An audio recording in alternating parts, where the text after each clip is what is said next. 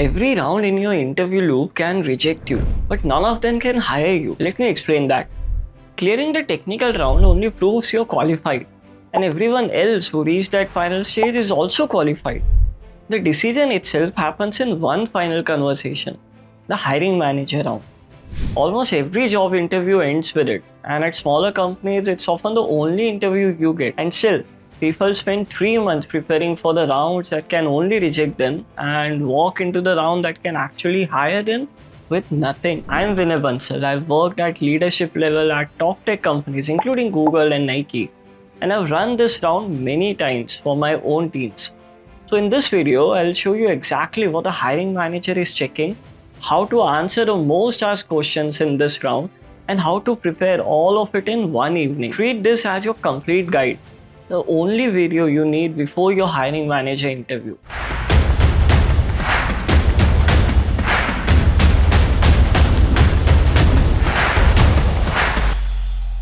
Okay, so in this round, you're talking to your future manager. If you get the job, this is the person you will report to every single day. And sometimes their manager can also take this round, that's your skip level. Now that changes the whole conversation, because this person isn't measuring you against some company-wide bar and moving on. They have open headcount, meaning open position. They have problems piling up on their team, and they're deciding whether to spend that headcount on you. If they pick wrong, they have to live with it. They'll spend next year coaching that hire, defending them in review meetings, and eventually replacing them. So no other interviewer in your loop is disinvested in getting that answer right. And this works the same whether you are an engineer, product manager, designer, or a data scientist, because every one of those role interview ends with the version of this round. The round itself usually runs 45 minutes to an hour, and it feels like a normal conversation. There's no screen sharing and no whiteboard, just questions about your work, your decisions, and what you want next. Don't let the relaxed tone fool you, because every answer is being weighted. The hiring manager is checking 3 things, and every single question maps back to one of them. First, can you do this team's work? I mean, this specific work, not good engineering in general. If the team is drowning in production issues, they need someone who has handled on-call pressure before. If they're building a product from scratch, they need someone who's comfortable when nothing is defined yet. This is why the same answer can impress one manager and completely bore another. Your job in this round is to figure out what problem they are hiring for and show them you're already solving something like it. Let me give you one pro tip. When speaking with your recruiter, you can get a sense about this and some idea about what they might be expecting. Second, are you easy to work with? Every experienced manager has lived through a brilliant hire who trained the entire team, and they're determined not to repeat it. So they're watching how you handle follow-up questions, whether you get defensive, whether you push back, and how you talk about people you have disagreed with. Small things count here as well, like whether you let them finish the question before you start answering. When I'm interviewing candidates, this read starts in the first minute, long before behavioral questions even show up. The third one is, will you actually join and stay? See, hiring takes months of their time, and if you leave within a year, they have to start the whole cycle again while their projects slip. So they're reading your motivation carefully, and vague enthusiasm reads as a risk to them. See, I can tell you, I've made this exact call myself. I was the hiring manager for a role on my team, and one candidate stood out, not on the technical skills because I had met other candidates at the same level. What stood out was how much he genuinely cared about the company.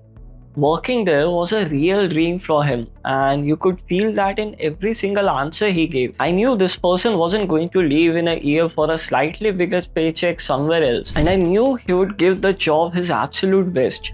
So I hired him, and he got promoted in under 2 years.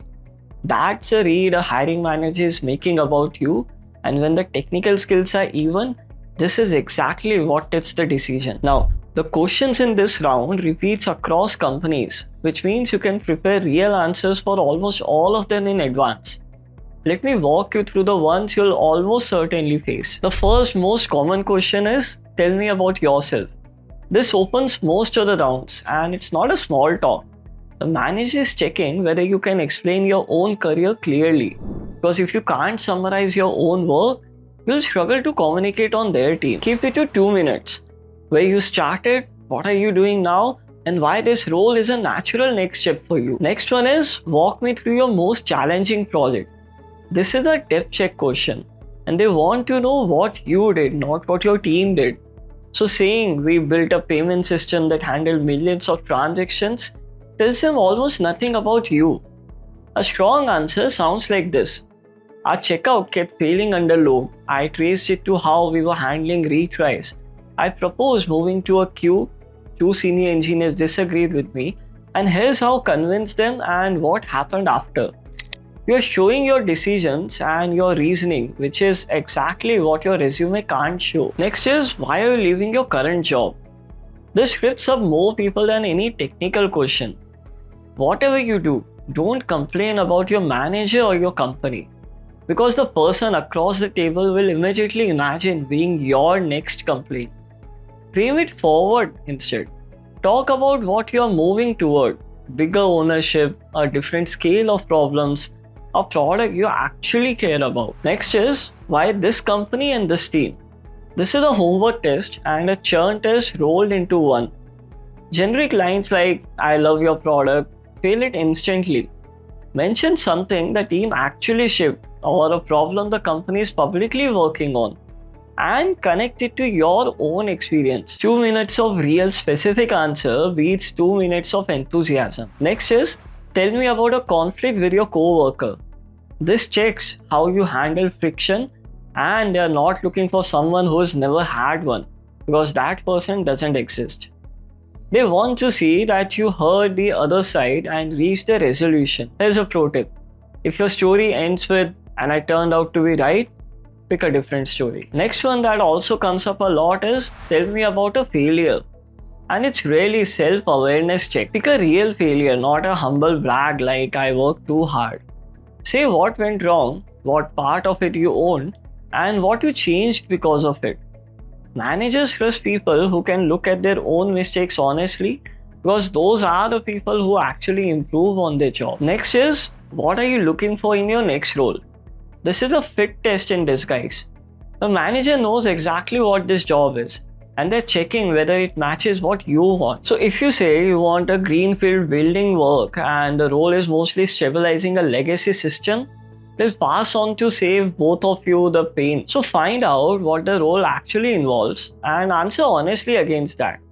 You can also keep the answer generic if you're not sure of what the team will be working on. Another common question is, where do you see yourself in few years? This one is retention check. Your growth plan needs to be achievable on their team. You don't need a perfect answer here. You need one where this role is a real step in your path and not a placeholder where you wait for something better. Okay, now at the end, when the manager asks, do you have any questions for me? The evaluation is still running. Managers notice what you ask, and having no question reads as low interest in the actual job. So ask things you can't Google. What would I work on in my first 3 months? What does success look like in this role after a year?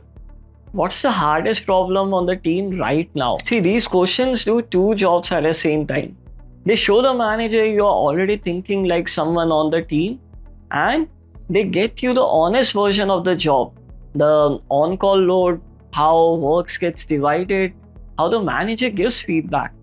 Nobody else in the entire process knows your future day to day like this person does.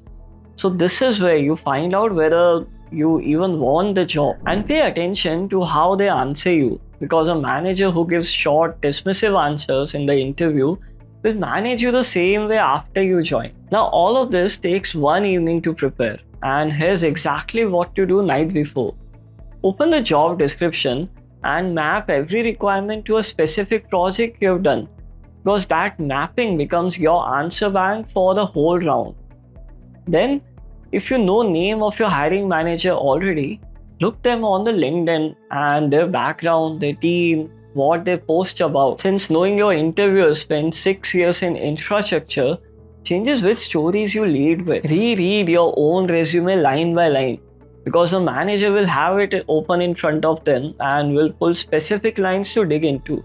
And getting caught fuzzy on your own bullet points is one of the worst looks in this round. Then prepare 4 stories and say them out loud, not in your head.